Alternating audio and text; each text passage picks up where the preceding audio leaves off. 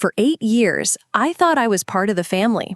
I cooked them Sunday dinners, paid their bills, smiled at their jokes. But they saw me as nothing more than a maid. But when I accidentally recorded their private conversation about me, let's just say they got a taste of their own medicine, and it was bitter. But before I tell you how it went, click the subscribe button. Have you ever wondered how long a person can endure being invisible in their own family? I used to think I was strong, that love could conquer anything, that patience was a virtue. For 8 years, I believed that if I just tried harder, gave more, smiled wider, I would finally earn my place at the table. But here's what nobody tells you about slow emotional torture. It doesn't break you all at once. It chips away at you, Sunday after Sunday, until you wake up one day and realize you've been living as a ghost in your own life. My name is Rachel. I'm 35 years old, and I just discovered that the people I called family have been laughing at me behind my back for nearly a decade. This is the story of how I found out and what I did about it. Trust me, you won't see this ending coming. Every Sunday for the past 8 years, we'd drive 45 minutes to Linda's house in suburban Dallas for what she called family dinner. The ritual was always the same. Brad would honk twice in the driveway, Linda would emerge in her perfectly pressed apron, and I'd already be mentally preparing myself for another afternoon of invisible servitude. The house smelled like roast beef and disappointment, with that underlying scent of old money and older grudges that seemed to seep from the wallpaper. Linda had this way of greeting me that made it clear I was a guest, not family. A polite smile that never reached her eyes. A half-hearted hug that felt more like a pat-down for weapons. "Oh, Rachel, dear, you're here," she'd say, as if my presence was somehow unexpected, despite the standing invitation. While Brad got the full treatment, bear hugs, cheek kisses, and immediate offers of his favorite sweet tea, I got directions to the kitchen. "The green beans won't prep themselves, honey," became her Sunday greeting to me. By the time I'd washed my hands, Linda and Brad would already be deep in conversation about his work, his dreams, his problems, as if I was just the hired help who happened to drive him there. Here's the thing about exclusion. It starts small. So small, you convince yourself you're imagining it. The first few Sundays, I told myself Linda was just getting used to me, that she needed time to warm up. When there were only 5 chairs around the dining table for 6 people, I assumed it was an honest mistake. When she forgot to set a place for me, I grabbed a TV tray and ate in the living room, telling myself I was being helpful by giving everyone more space. When she served everyone else seconds before asking if I wanted any, I convinced myself she was just being a good hostess to the others first. But month after month, the pattern became impossible to ignore. I was always the afterthought, always the one scrambling for silverware, always the one sitting slightly outside the circle of conversation. Linda would ask Brad about his day, his job, his opinions on everything from politics to football. She'd ask my sister-in-law about her kids, her vacation plans, her new haircut. But when it came to me, the questions were limited to, "How's work?" followed by immediate disinterest when I tried to answer. The worst part wasn't Linda's treatment. It was Brad's response to it. Every single time I tried to address what was happening, he'd shut me down with the same phrase, "Don't start drama, Rachel," as if my need to be treated like a human being was somehow creating unnecessary conflict. In the car ride home, I'd bring up how his mother had forgotten to include me in the family photo, or how she'd talked over me every time I tried to contribute to the conversation. Brad would sigh like I was a petulant child complaining about not getting enough attention. "Mom's just set in her ways," he'd say, turning up the radio to signal the conversation was over. "She doesn't mean anything by it. You're being too sensitive." That word, sensitive, became his weapon of choice. According to Brad, I was too sensitive when I pointed out that Linda had given everyone else homemade pie except me. I was too sensitive when I mentioned that she'd invited everyone to her book club except me. I was being too sensitive when I asked why I was the only one expected to clean up after dinner while everyone else watched football. What made it worse was watching how Linda treated Brad's ex-girlfriend, Ashley, who somehow remained part of the family orbit even after their breakup 10 years ago. Ashley was always invited to major holidays, always had a place at the table, always got asked about her life with genuine interest. "Ashley's doing so well at her marketing job," Linda would gush, while my project management career went unmentioned. "Ashley just bought the cutest condo downtown," she'd announce, while my financial contributions to our household remained invisible. Ashley would show up in designer clothes and get compliments while my outfits went unnoticed. She'd bring store-bought cookies and get praised for her thoughtfulness while my homemade dishes were consumed without comment. The message was crystal clear.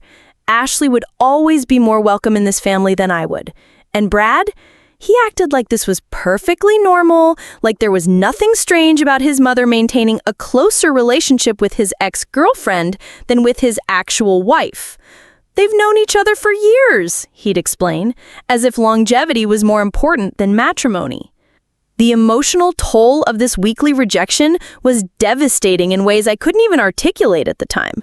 I'd spend Saturday nights lying awake, rehearsing conversations in my head, planning ways to connect with Linda, imagining scenarios where she'd finally see me as worthy of basic respect. I'd arrive at those Sunday dinners with renewed hope, telling myself that this time would be different, that this time I'd find the magic words to unlock her acceptance. But every week, I'd leave feeling smaller, more invisible, more convinced that maybe I really wasn't good enough for this family. I started second-guessing everything: my clothes, my conversation topics, my very presence in their lives. I'd analyze every interaction, wondering what I'd done wrong, what I could do better, how I could earn my place at their table. The confident woman who'd graduated summa cum laude and built a successful career slowly disappeared, replaced by someone who felt grateful for scraps of acknowledgement. I was losing myself, piece by piece, Sunday by Sunday. By year 6, I'd developed what I now recognize as Sunday anxiety, a knot in my stomach that would start forming on Friday evening and wouldn't release until Monday morning.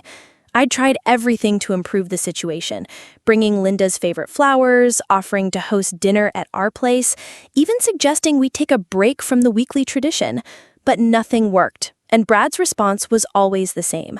I needed to try harder, be more patient, stop creating problems where none existed. I was running out of hope, running out of energy, running out of reasons to keep subjecting myself to this weekly humiliation.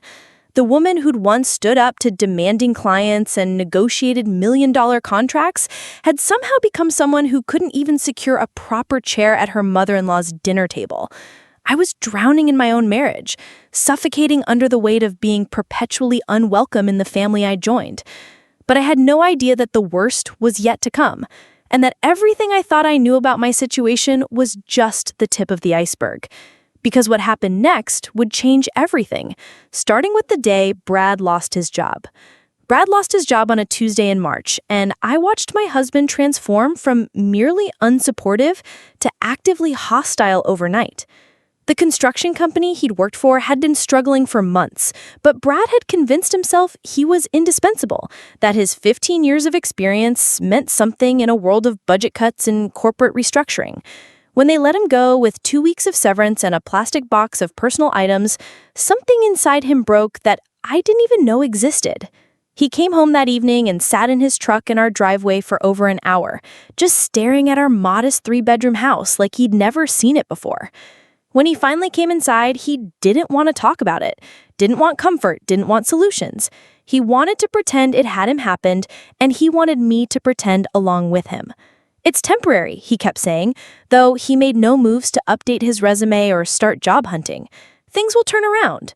But as the weeks turned into months and the months dragged on towards 6, it became clear that Brad's unemployment wasn't just about losing a job. It was about losing his identity as the provider, the man, the one in charge. What Brad couldn't face, and what I had to shoulder alone, was the brutal reality that I was now supporting our entire household on my project manager salary.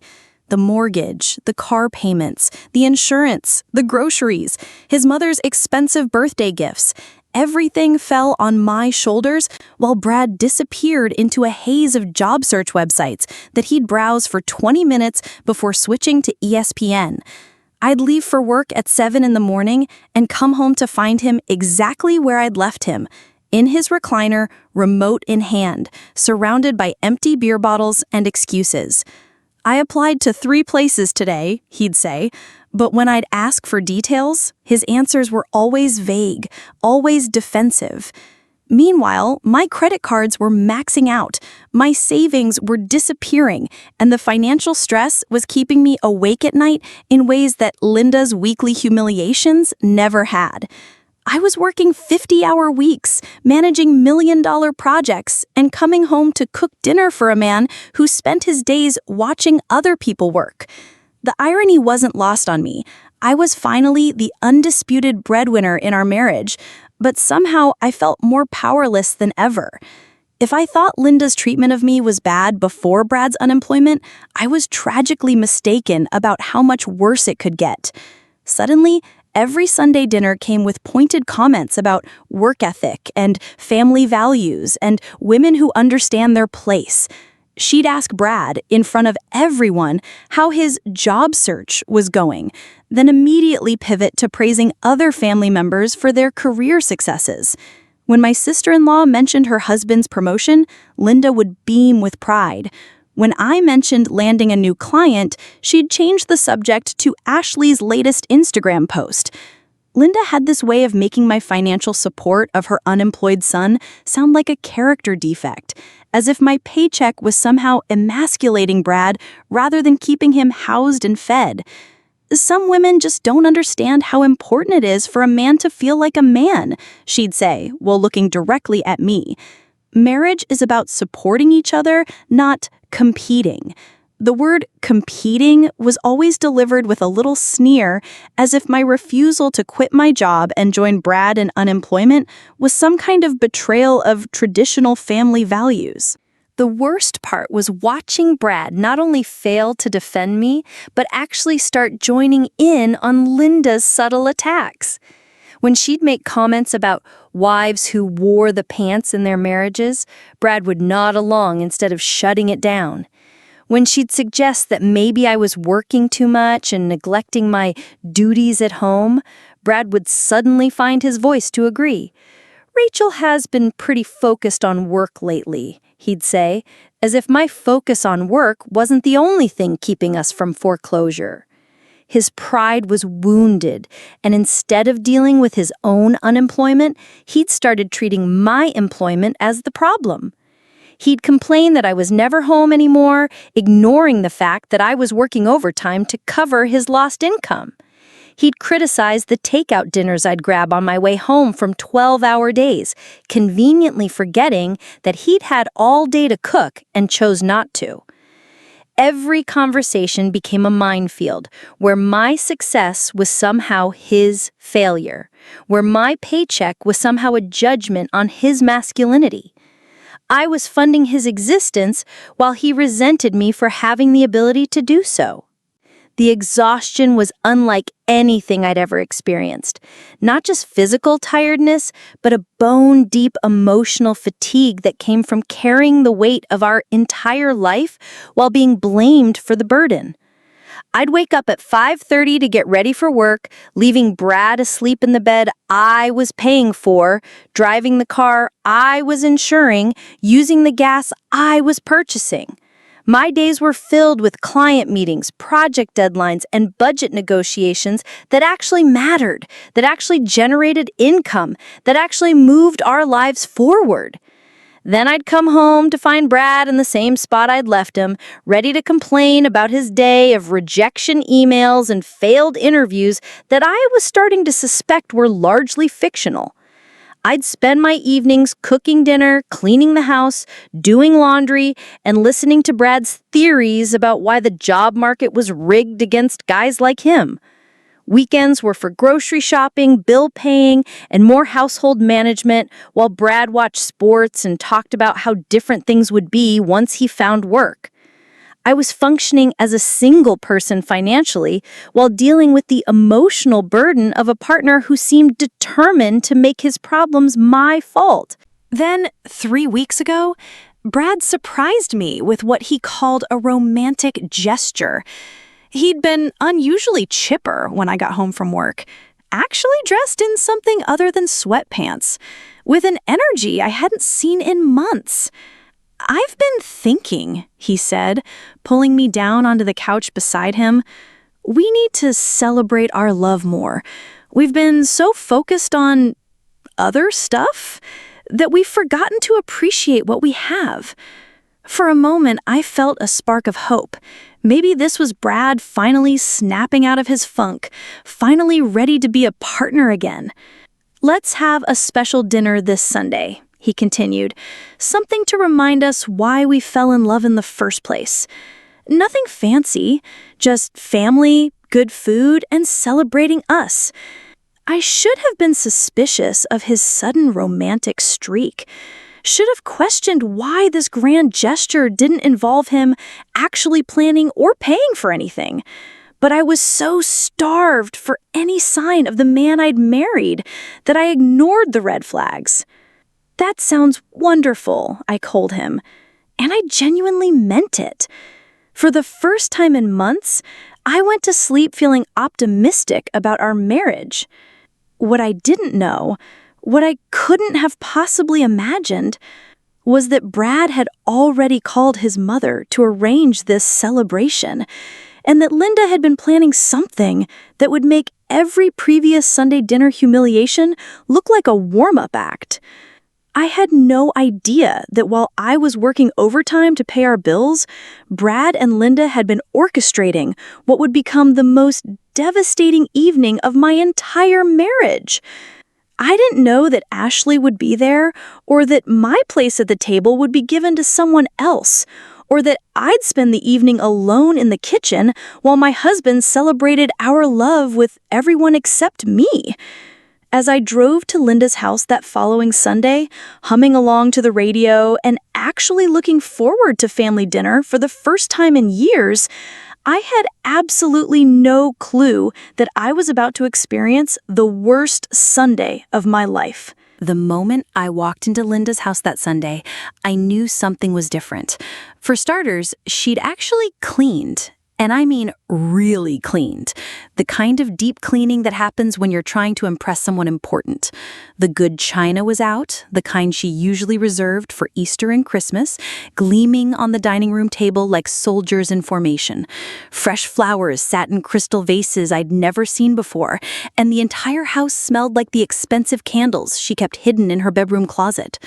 Linda herself was dressed up in a way that seemed excessive for a simple family dinner, wearing a navy blue dress I'd seen her save for church and her grandmother's pearl necklace that she claimed was worth more than my car.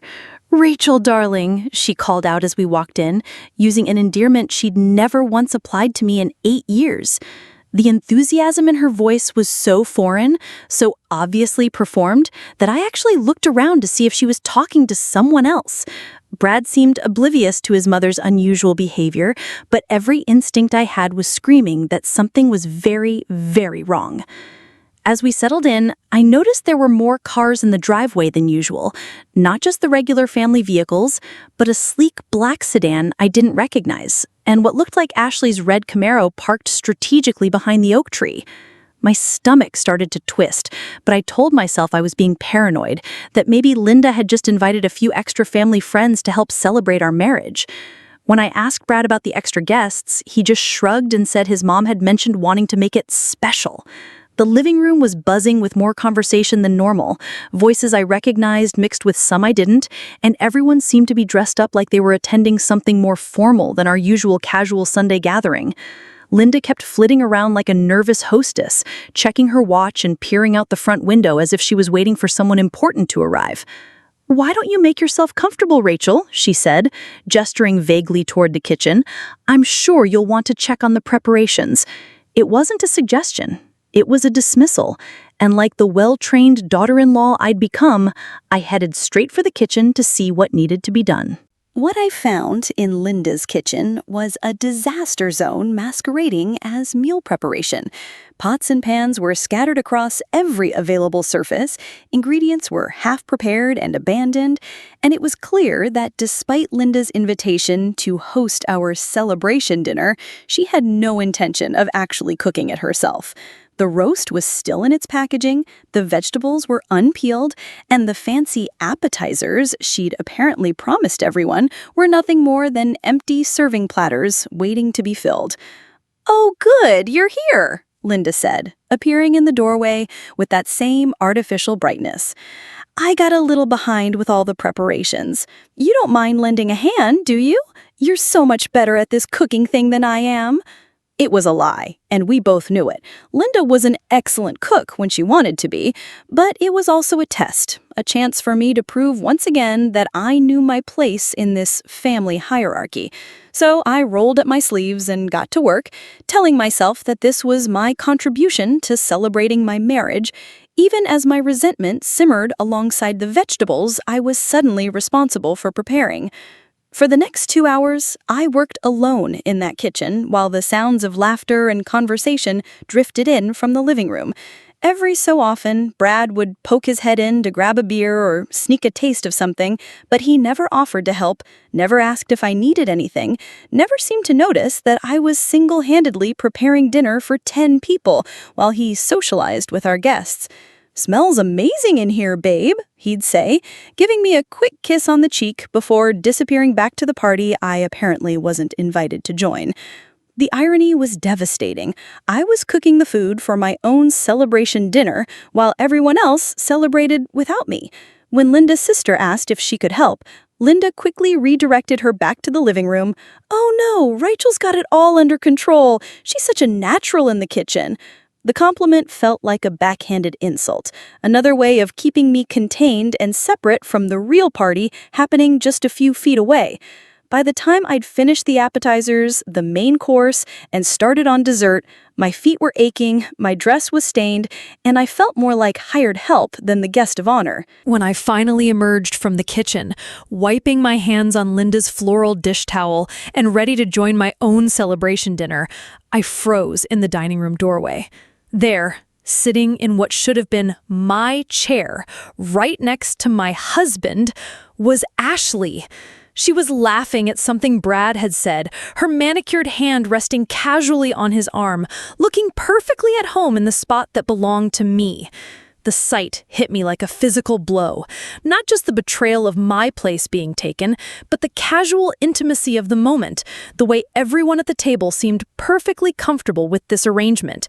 Ashley was wearing a stunning emerald dress that probably cost more than I made in a week. Her blonde hair was styled in perfect waves, and she was holding court at the table like she belonged there more than I did. When she saw me standing in the doorway, she didn't move, didn't apologize, didn't even look embarrassed. Instead, she smiled and waved like we were old friends. "Rachel, the food smells incredible. You're such an amazing cook." The compliment felt like salt in an open wound, acknowledgement of my role as the kitchen help rather than the woman's marriage we were supposedly celebrating. My heart was pounding as I stood there, processing the scene in front of me. Every chair was occupied, every place setting was claimed, and there was no room for me at my own celebration dinner. I could feel my face burning with humiliation and anger, could feel the familiar knot of anxiety forming in my stomach, but this time, something else was building alongside it, a cold, hard fury that I'd never experienced before. "Brad," I said, my voice carefully controlled, "where exactly am I supposed to sit?" The question hung in the air like a challenge, and I watched my husband's face cycle through confusion, realization, and then that familiar defensive irritation. "Jesus, Rachel, don't make this weird," he muttered, not quite meeting my eyes. "There's plenty of room. Just grab a chair from the kitchen or something." The casual dismissal, the complete lack of concern for my humiliation, the way he made my reasonable questions sound like an unreasonable demand, it was everything wrong with our marriage condensed into one devastating moment. I looked around the table at the faces of people I'd been cooking for, people I'd been serving, people who were now avoiding eye contact as they witnessed my public humiliation. But it was Linda who delivered the final blow, rising from her seat with that sweet, poisonous smile I'd come to know so well. "Oh, honey, don't worry about sitting with us," she said, her voice dripping with false concern. "Why don't you take your plate into the kitchen? You can keep an eye on the dessert while you eat. I'd hate for that beautiful cake to burn after all your hard work." The suggestion was delivered like it was a kindness, like she was doing me a favor by allowing me to eat alone in the kitchen while my own celebration dinner continued without me.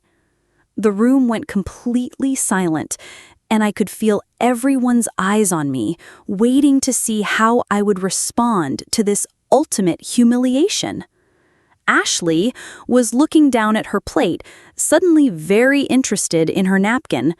Brad was staring at his hands, his jaw clenched in that way that meant he was angry at me for causing a scene.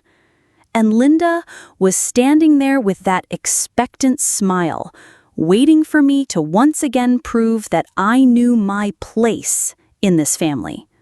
For 8 years, I had swallowed my pride, accepted my role, and convinced myself that keeping the peace was worth more than keeping my dignity. But standing there in that dining room, holding a dish towel like a surrender flag, I made a decision that would change everything. I was done being the family servant, done being the convenient scapegoat, done pretending that any of this was normal or acceptable. What I did next would shock everyone in that room, but not nearly as much as what I was about to discover. In that moment of crystalline humiliation, standing in the dining room doorway while my husband's ex-girlfriend occupied my chair and my mother-in-law banished me to eat alone in the kitchen, something inside me finally snapped into cold, calculating focus.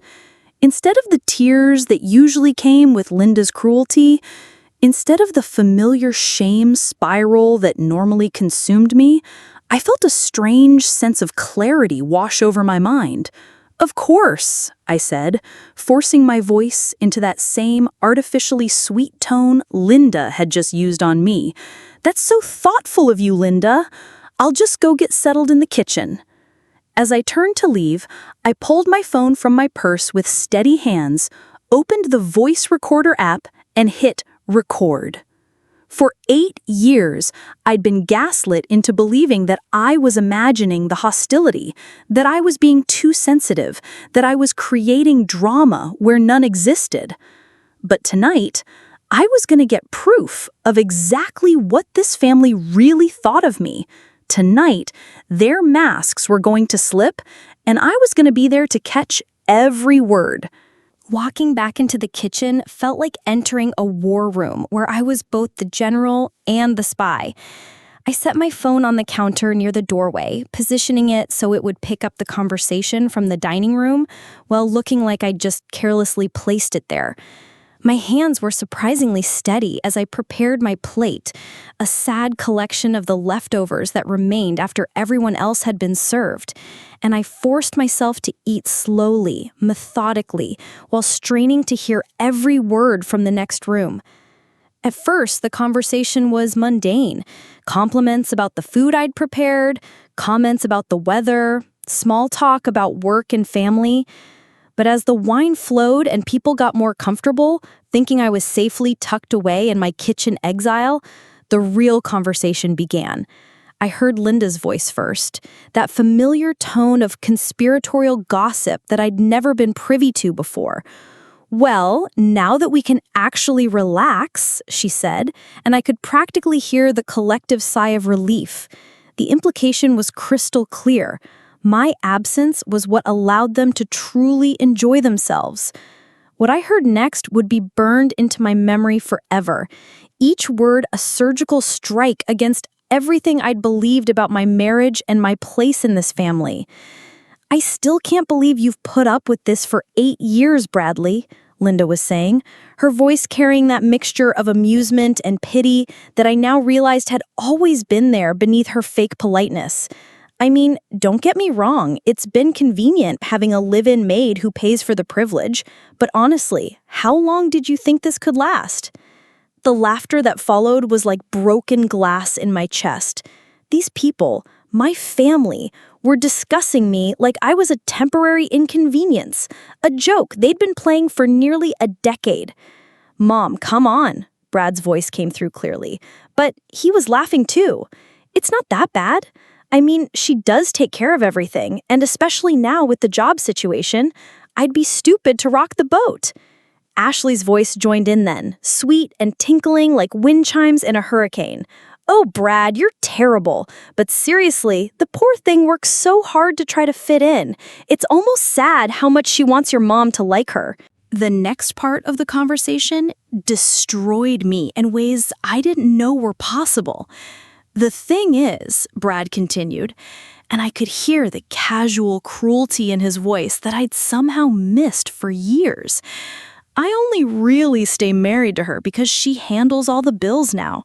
I mean, since I lost my job, she's basically my personal ATM. Why would I divorce someone who's paying for my entire life?" The approval in Linda's voice was unmistakable. "Smart boy. I raised you right. Let her work herself to death while you figure out your next move. God knows she's not contributing anything else to this family."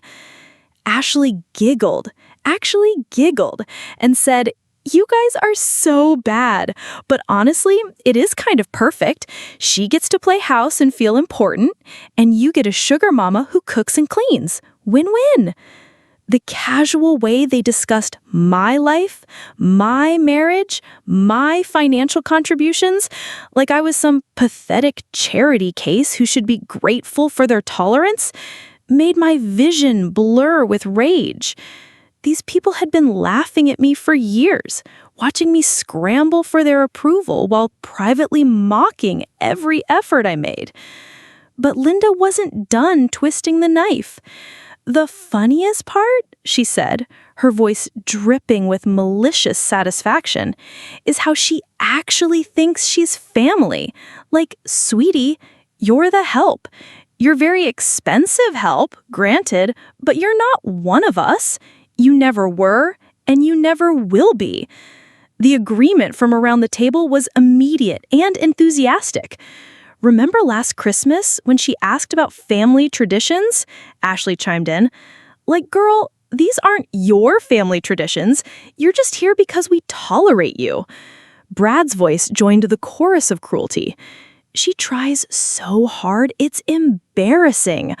All that effort to impress mom, like anything she does could ever make up for the fact that she's just not our kind of people." The phrase hit me like a physical blow. Not their kind of people?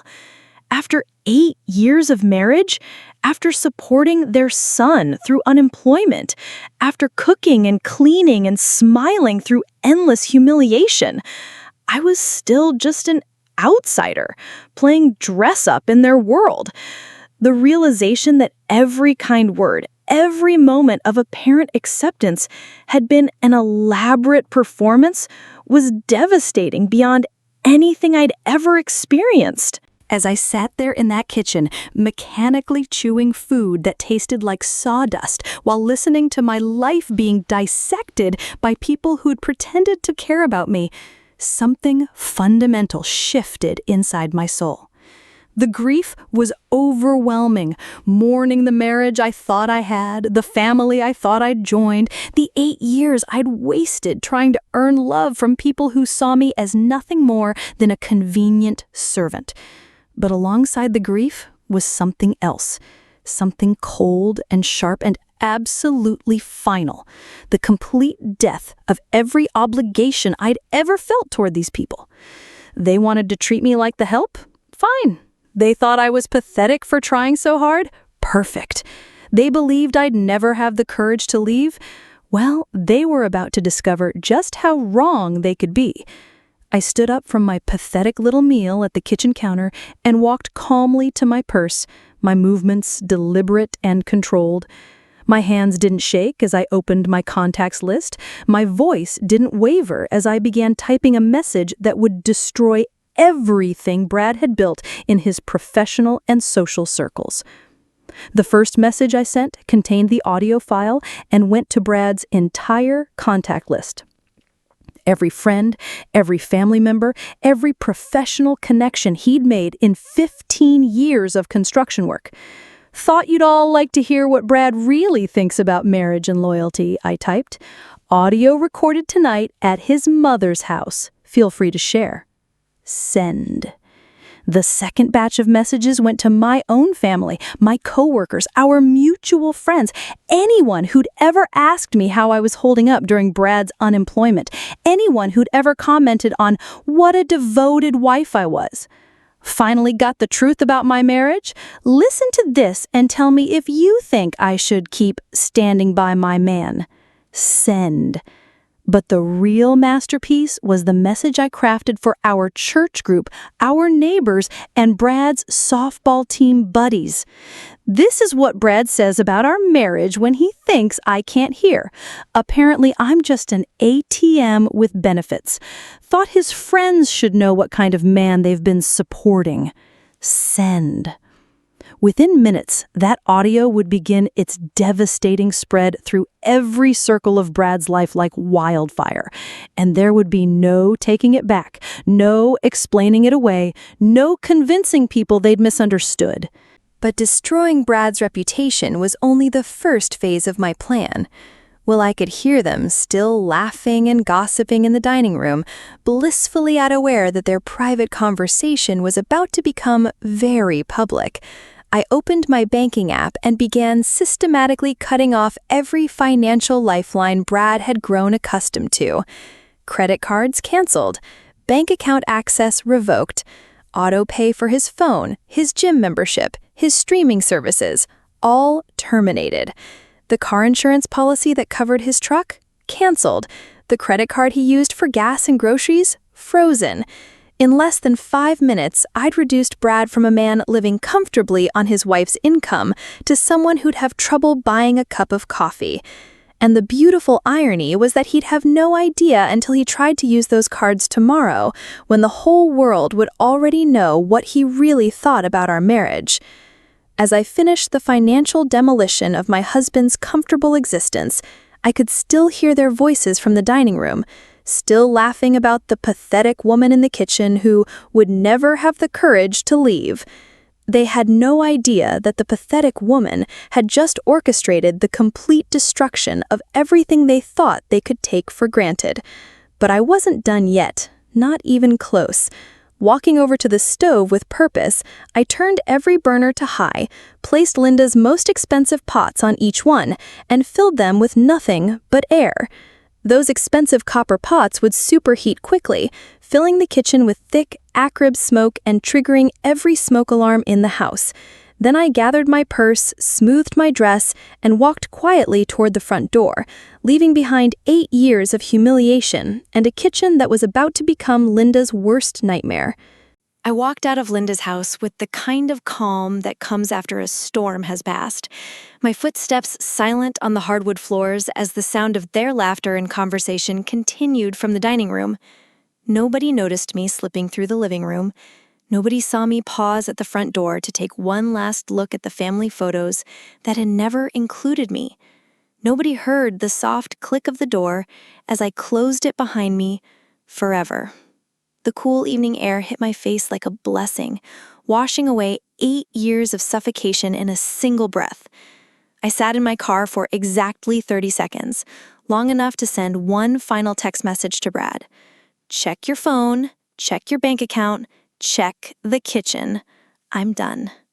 Then I drove away from that house, from that family, from that life, with my hands steady on the wheel and my conscience completely clear.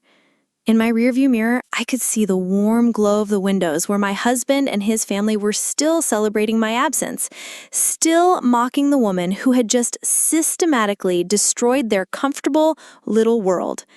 They had no idea that their private party was about to become a very public disaster, or that the pathetic wife they'd been ridiculing had just torched every bridge they'd taken for granted.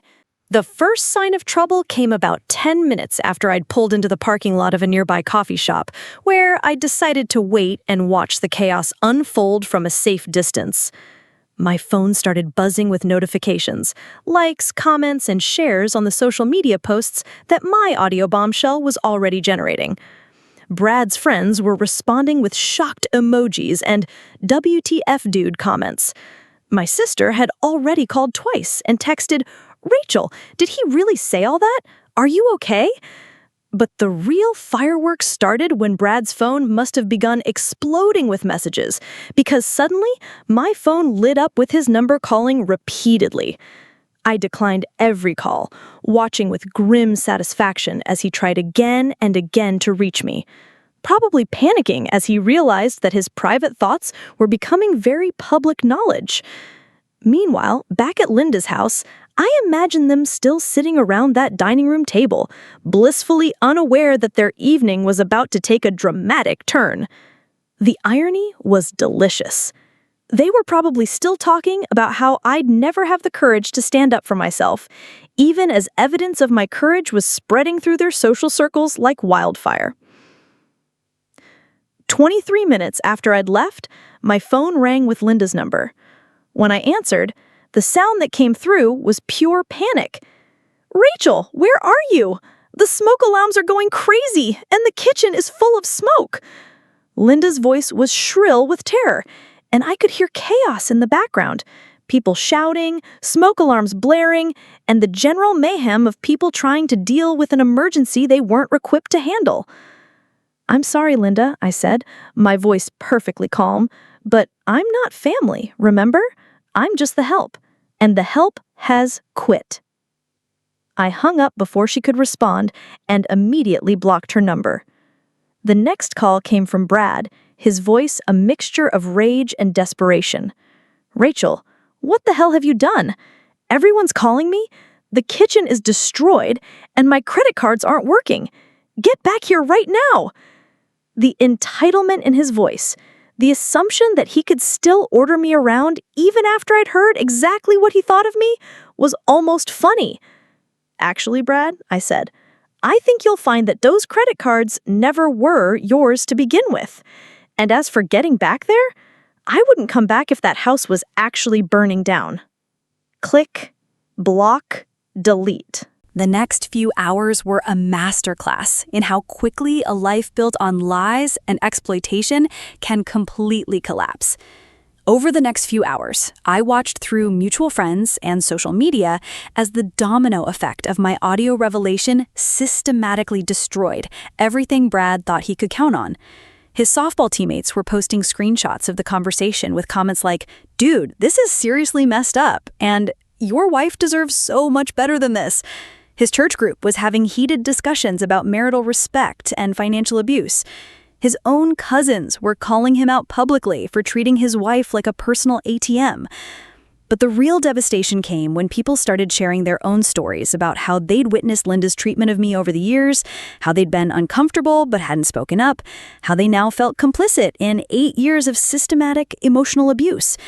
The narrative that I was too sensitive or creating drama crumbled as person after person came forward to say they'd seen the cruelty but hadn't known how to address it. Even Ashley, beautiful, perfect Ashley, was getting dragged in the comments as people realized she'd been actively participating in humiliating another woman. The family's carefully constructed image was disintegrating in real time, and I had a front row seat to watch it happen. Meanwhile, Brad's financial reality was becoming crystal clear in the most humiliating way possible. I heard through my sister-in-law that he'd tried to buy gas on his way home from Linda's and had his card declined at the pump. When he tried to order pizza for lunch the next day, another decline. His gym membership was suspended, his phone service was cut off, and his car insurance lapsed, all within 24 hours of that dinner. The man who'd been living comfortably on my income while mocking me for providing it was suddenly faced with the reality of trying to survive on his non-existent unemployment benefits. His job applications, which had been half-hearted at best, suddenly became desperate as he realized that his financial safety net had completely disappeared. But here's the thing about burning bridges. Once the bridges are gone, there's no easy way back. Every potential employer who Googled his name would find the audio of him admitting he was only married for financial support. Every friend he might have borrowed money from had heard him laughing about exploiting his wife.